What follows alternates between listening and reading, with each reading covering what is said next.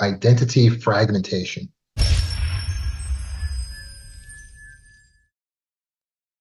So you may have watched cooking shows where the cooks are given a bunch of different ingredients, maybe a kitchen and some seasonings, and it's like, go.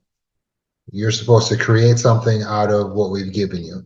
Maybe they have in mind what they're going to cook, but every cook, when they get started with the project, even though they have the same amount of time, the same ingredients, what they make is totally different than what someone else makes.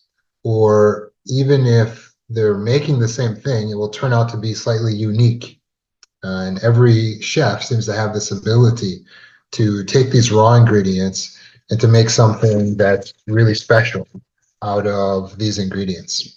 The reason I give you this example is because there's a lot of misunderstanding about how purpose works and what our identity is, who we are.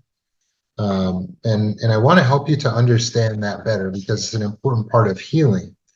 You see, in complex trauma, we can end up with identity fragmentation, which in CPTSD is the prolonged exposure to trauma.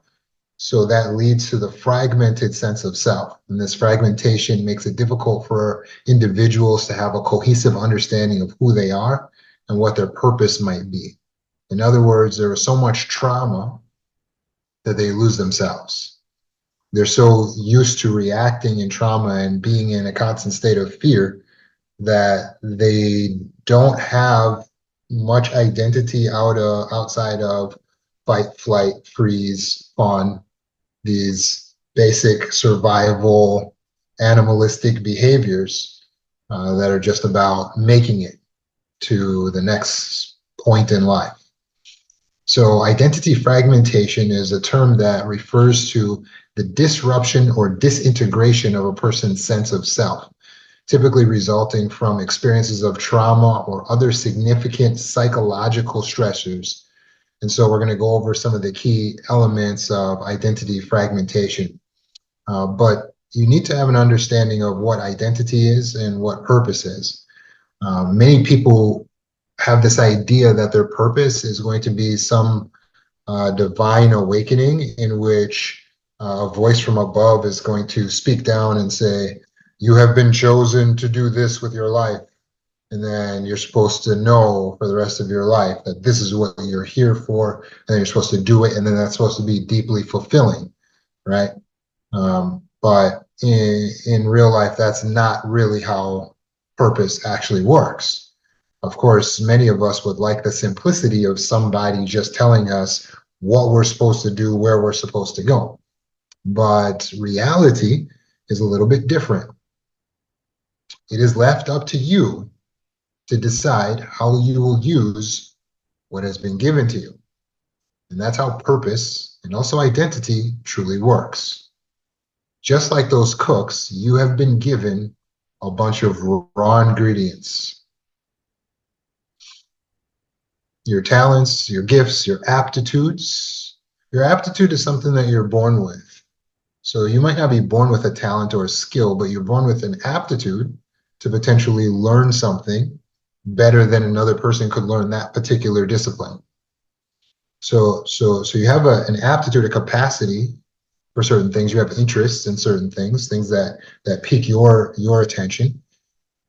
Those things can potentially become gifts for you.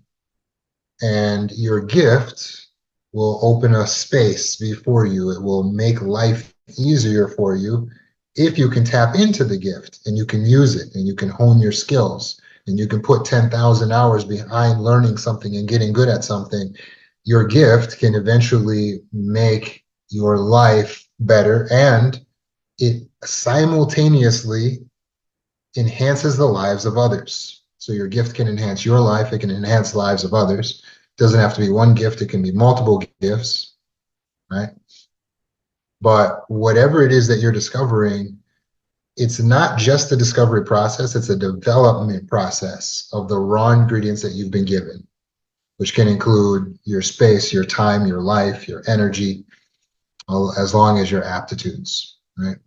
So what happens in our development is if we have a stable home and loving, encouraging parents, then you're likely to get the nurturing you need to discover and build skills. And these skills now become gifts, and then you're able to use these gifts throughout your life to make a space for yourself or have ease and also enhance other people's lives in the process. Again, if you grow up in an environment that's stable, which allows you then to focus on these gifts that you've been given, these raw talents that you've been given, to develop them into gifts, and you have parents that are encouraging, then you're likely to not only discover the gifts, but to build the gifts into something.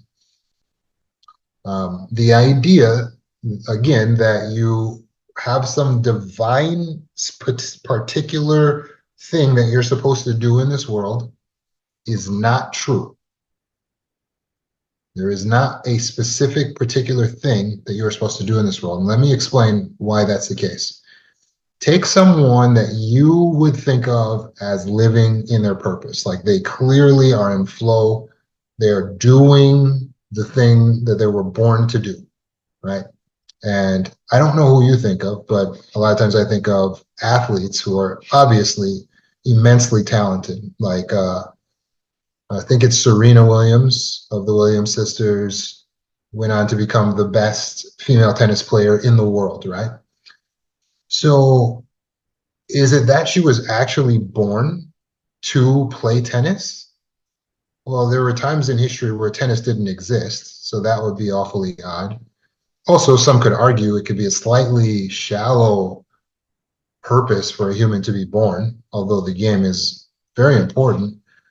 But also, when you really break down the science, what she was born to is a father who played tennis, knew tennis very well, and predetermined that he wanted to teach his kids tennis. And he had two girls who had the aptitude, and then he focused on those two girls and poured into them time, energy, resources, and helped to guide them and steer them. And so, due to the combination of the natural talents and the positioning in their life, they developed a skill that was above anyone else on earth at their level. And then they go on to be what we see them as today. And we think that is who they are. But ultimately, what they're doing is they're using their gift to enhance their lives and potentially to be able to enhance the lives of others. But your identity is not so static, and it's not something that came from some divine source. You get to choose what your purpose is, and you also, to a large degree, get to influence what your own identity is. Okay, so a lot of times we're looking back in the past, trying to figure out, who am I? Let me look back in the past and figure out who I truly am. You get to decide, right? So what happens in complex trauma is oftentimes identity fragmentation, because there is the ongoing abuse or trauma that they're being exposed to, or the neglect. They're not getting that opportunity to cultivate and to nourish the talents and to nourish the abilities. And so the trauma could lead to multiple self states, which means that they experience themselves having different parts or self states that feel distinct from each other. They feel like I have one part of me that believes this and feels this, and another part of me that believes this and feels that. It can be so distinct that they're two different personalities. This part can feel like it has its own memories, its own behaviors. And so that's being fragmented, or the dividing of the self. For some, it's manifesting and having gaps in their memory. There's whole parts of their life that they can't remember. And so it's like they have amnesia. For others, it's conflicting self-concepts. So they feel like, well, I hold these beliefs and values over here when I'm with these people, but simultaneously, I feel this way. So I might feel worthless and incapable, or worthless and capable at the same time, or I could feel both loving and angry. And so I have this fragmented identity, and one is dominant sometimes and the other is dominant sometimes. So it's hard for me to know like what's actually me. Do you relate to that? You could have a sense of incoherence, which is inconsistency in your personality and in who you are, or you could have a difficulty maintaining a stable identity, because in different situations you try to please people, and the people there, depending on who's there, you're going to act different and be a different person. This can have an impact on your life, your relationships, your work goals. It can lead to difficulty forming close connections or really accomplishing anything that you're putting your mind to. So, what's causing this for us with CPTSD, right?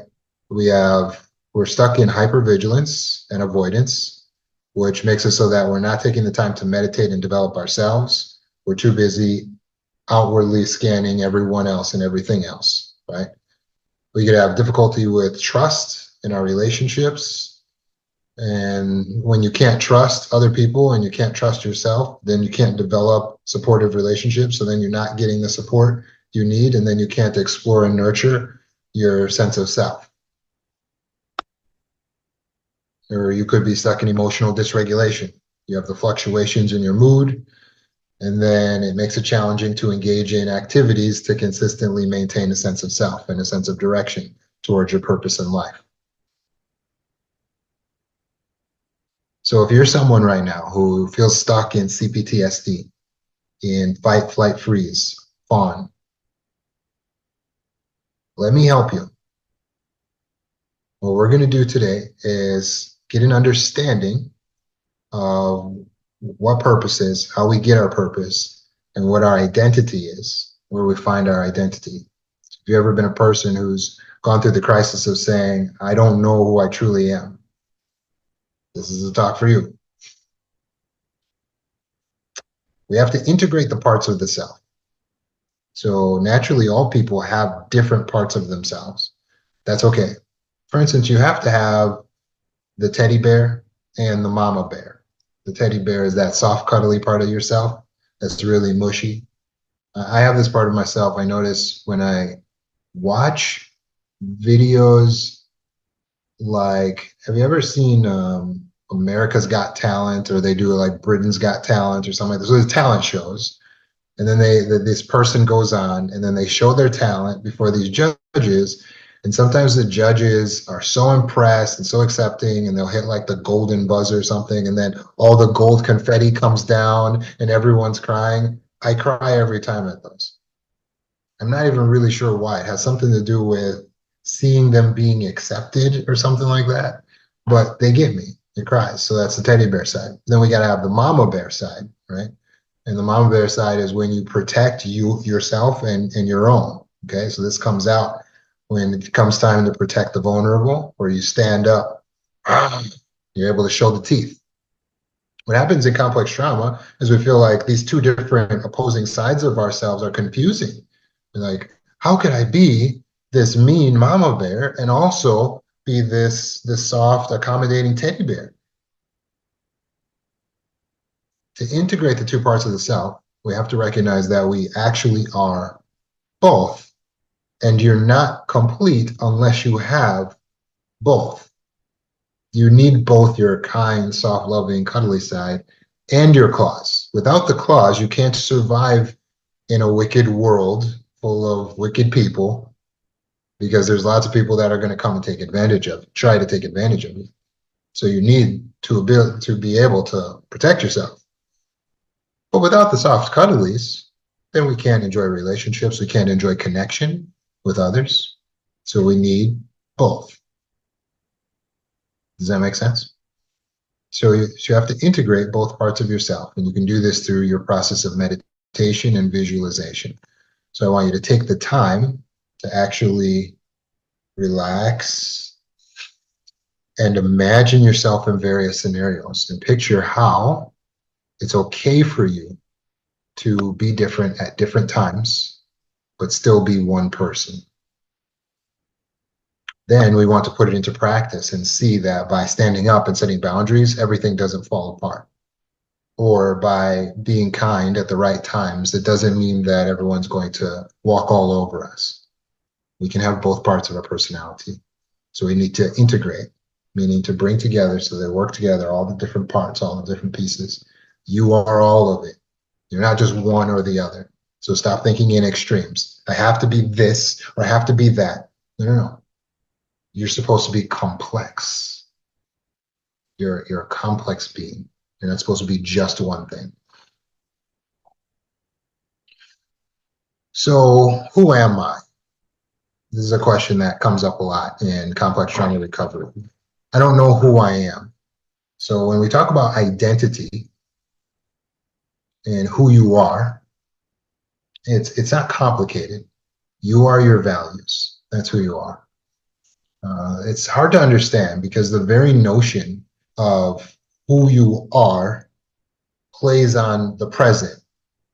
Are, that verb is the present, like what you are, what you be at this very moment. But the problem is this moment doesn't exist. There's no such thing as the present because at every second, the time is moving into the past. And so when we refer to each other, we're always referring to something in the past about one another. Even when I speak right now, if I say the question, who am I? By the time the question comes out, it's already something I said in the past. And so am I to answer the question according to the past, according to what I was? Many trauma survivors have the habit of thinking that who they are is something in the past. Like they're supposed to look back at what they were, maybe when they were kids. Many trauma specialists say your authentic self is when you were a child. And so that's the true self. And so they have us looking back, like, man, I really like to find who I am somewhere back there. But only thing that's back there is an undeveloped person. You were a child developing. So yeah, you might have been authentic to a degree, but that doesn't mean you would have stayed that way. It's important to understand the fluidity, the transitory nature of the self. The fluidity, the transit, you are constantly growing. A healthy person is constantly growing and changing. Does that make sense? So it's not as simple as, oh, you look back in the past and when you were a kid, and then that's who you are. No, no, no. You're a work in progress. You were a work in progress then. You're a work in progress now. Okay, so who you are is not somewhere in the past. Only thing that's in the past is what we did, what we were at that time. But if we're ever growing and ever changing, who we are, if it can't totally exist in the present because the present is always moving past us, and who we are is either what we were or it's what we're going to be. And that's where I want you to look for your identity in the future. I want you to look in the future because who you truly are is who you intend to be. That's what I want you to look at for your identity. Who you truly are is who you intend to be. Does that make sense? So what do you want to be? What would you like to become? What would you like to accomplish? How would you like to be known? How would you like to be defined? What do you intend to do for others? What is important to you to have around you? These things are what define you. That is your identity. So your true identity is who you want to be. It's who you intend to be. It exists only in the energy realm right now, and that means that no one can truly know you because we don't understand who you intend to be. We don't know who you intend to be, but you know, and that is your true identity. It's something that only you and maybe God, who can read your heart and mind, can know who you truly are. So I want you to learn to look to the future. But as an easy exercise, since who you are is your values, just take your pen and then write down on your page in front of you 3 things that are most important to you right now or for your future. 3 things that are most important to you. Go ahead.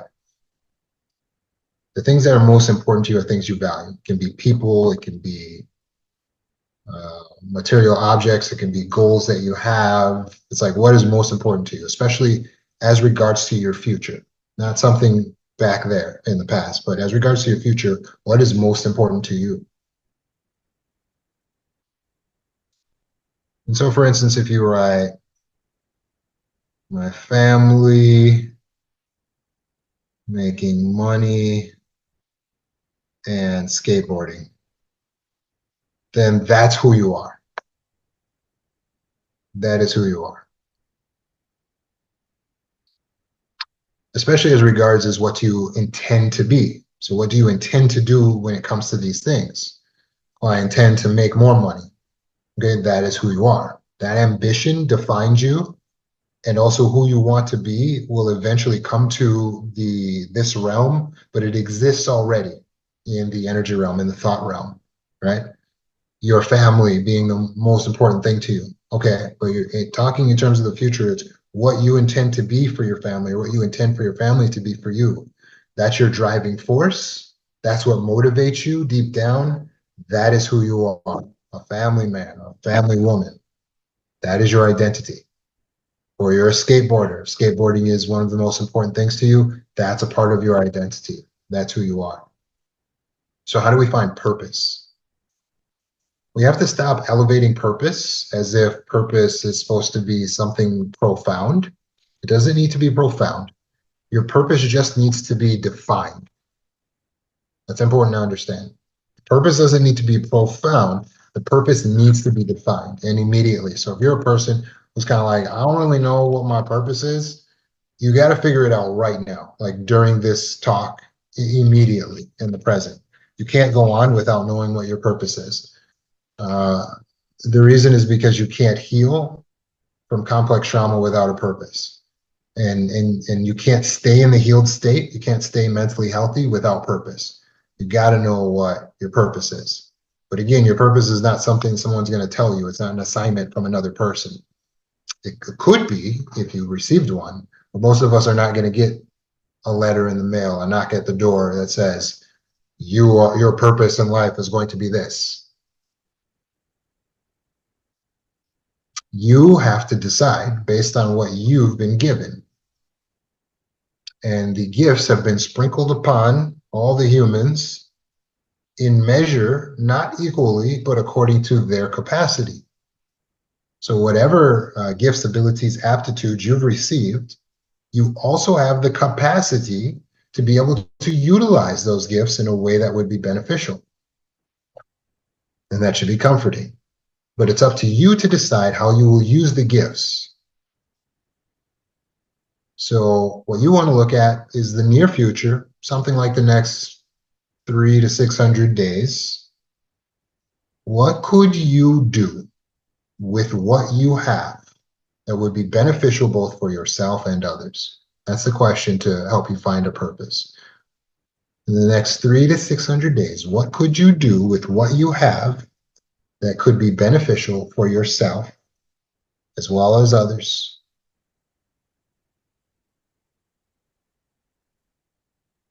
This is going to come back to what's important to you, right? What is the most important thing in the world to you?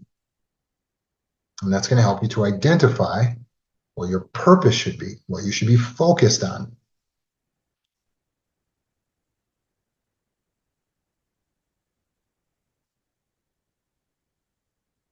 Are you starting to get some ideas?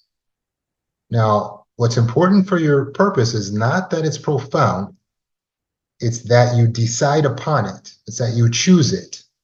Because if you're not clear, if you wake up tomorrow after this talk and you're still kind of like, I don't know, you're in a bad, very vulnerable position. When you don't know your purpose, you can't make any decisions properly because you don't even know where you're going. The purpose is that due north, that's your compass. So you don't know where you're going, then you don't know what it is you're supposed to be doing, right? Each of us has a different assignment. So it's up to you to choose an assignment and then present that to the universe, to the world before your God, and say, here's what I chose to do. I hope you approve.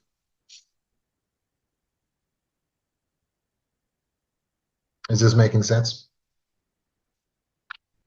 So for this family man, skateboarder person, they might say, who wants to make money, they might say, you know what, I would like to support my family by doing skateboarding videos that will eventually create another stream of income for my family. And then he's covering the basis of the things that are really important to him. And this gives him a little bit of fire. Now that he knows he wants to make skateboarding videos, when he's at the electronics store and he sees a camera, a GoPro camera that will be perfect for recording videos, could it be a good idea for him to buy it? Now that decision is a lot easier for him because he knows what his purpose is. He eventually has got to get a GoPro camera or some kind of sporting camera, right? That's going to allow him to record himself. If he doesn't know what his purpose is, then he's staring at the camera like, oh, that would be cool, but I don't know. Does that make sense? Just like we are constantly changing and growing, and times are changing, then our purpose will also change over time. It'll alter, it'll evolve differently throughout time. But it is key to us staying resilient and not being traumatized by everything that happens to us. Because when you're focused on your purpose, like this, let's say this guy, he knows that he wants to make these videos, right? Let's say he gets in a car accident and it destroys his car. Because he knows what his purpose is, that he's decided he's going to make these videos, he still knows the next morning what he's supposed to be doing. He doesn't have to stay in just dysregulation. When you don't know what, he knows that he needs to work on making his skateboarding videos, provided he can still skateboard. When you don't know what you're supposed to be doing, then whatever tragedy is in front of you consumes you. It's like, oh, my car's destroyed. Oh my God, my car's destroyed. Oh, this is so frustrating. My car's destroyed. Here he is 3 weeks later, still talking about his car being destroyed. Everything is a crisis for those who don't know their purpose. Also, he doesn't know who he should be hanging out with. So the ice skaters come along and say, hey, man, you should come ice skate with us. And he's like, okay. And he ends up wasting his time for several evenings ice skating. What is he doing with his life? He's wasting his time. Why doesn't he know not to hang out with ice skaters? Because he never decided on a clear purpose. When he has the clear purpose, then he knows when the ice skaters show up to say, hey guys, you guys go ahead. You guys ice skate. I need to practice my skateboarding. So there is the question, does your purpose change? Yes, of course.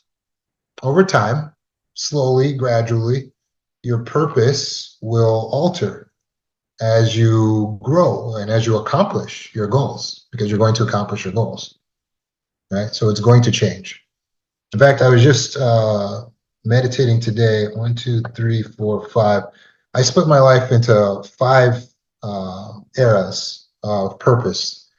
The purpose was very important to keep me from being traumatized as a child. So when I was a kid, I knew I wanted to utilize my talents and my gifts to be an entertainer. Now, I will comment as a more spiritual person now and as an adult, I had a shallow goal. That my goal was pretty shallow because I know that, yeah, I wanted to entertain people, but I mostly just wanted the fame and the riches for myself. That was what I wanted as a kid. But I really was focused on that purpose. It drove me every day, so I knew what I wanted to be. This allowed me to resist the tendency to become traumatized by things, abuse, and things that would go wrong, right? Bullying and things that would happen. It's like, okay, but I'm trying to become this famous entertainer, right? This artist, because I have these talents and I don't want them to go to waste. So that focus on purpose was very essential. Once I turned 19, however, I got more serious about spiritual things than I had people who were relying on me, people where I was mentoring already. I was already counseling at that point, and I was training others. And I realized with a sense of responsibility that I should stay locally and focus on these more spiritual goals. So I prioritized my ministry. So from the age of 19 into my late 20s, I was focused on my ministry and potentially being able to take the lead, become a pastor, right? And then decided that we wanted to move where there was a need in surrounding countries, right? So we moved out of the United States and we moved abroad. At that point, my purpose changed, right? Now my purpose was missionary work, right? Abroad ministry work. And then from that time until I realized that my wife was a narcissist and there was no hope to to make things simple. I realized that I should prioritize gaining material resources so that I could brace myself for the impact of the inevitable destruction that she was about to heap upon our lives. So I moved back to the United States and focused more on business goals and things like that. So now I had a new purpose, right, in terms of business, while maintaining my purposes in the ministry and so on. Once I was divorced from my wife and she was finished heaping her destruction, then my goals switched. Now, with no one to support, I could finally focus on my dream business. And so that's when I started working with trauma survivors and doing what I'm doing today, right? So each of these areas is a different epoch or era of my life. They all are defined by a purpose that I was driving towards. And in all cases, I accomplished my purpose to the degree that was necessary, and there was a necessity to alter that purpose. So it doesn't have to be profound. It just has to be decided upon and pursued. And to the degree that you focus on pursuing your purpose is the degree to which you can stay resilient and integrate all of your gifts for the benefit of others and the benefit of yourself.